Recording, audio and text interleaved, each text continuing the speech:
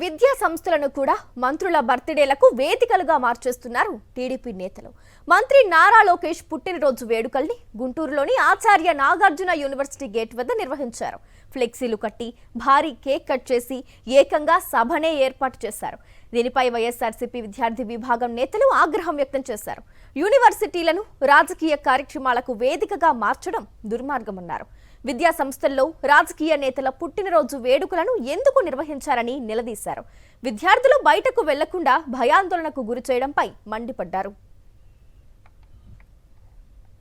అమరావతిలో ఉన్న నాగార్జున యూనివర్సిటీలో లోకేష్ గారి పుట్టినరోజు వేడుకల్ని ఎంత ఘనంగా నిర్వహించారంటే విద్యార్థులు భయభ్రాంతులకు గురయ్యే విధంగా పుట్టినరోజు వేడుకలు జరిపారు.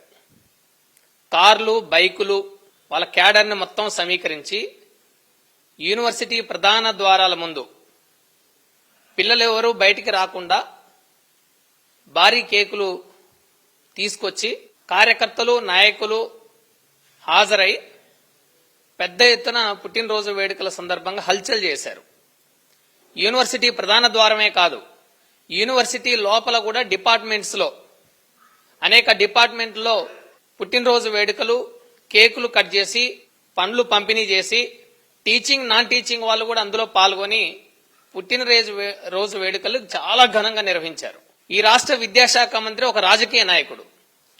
రాజకీయ నాయకుడి పుట్టినరోజు వేడుకలు రాజకీయాలకు సంబంధం లేని, రాజకీయాలకు అతీతంగా ఉండాల్సిన విద్యా సంస్థల్లో ఎందుకు నిర్వహిస్తున్నారు అని మా వైఎస్ఆర్సీపీ విద్యార్థి విభాగం తరపున ఈ ప్రభుత్వాన్ని, నారా లోకేష్ గారిని సూటిగా ప్రశ్నిస్తా ఉన్నాం.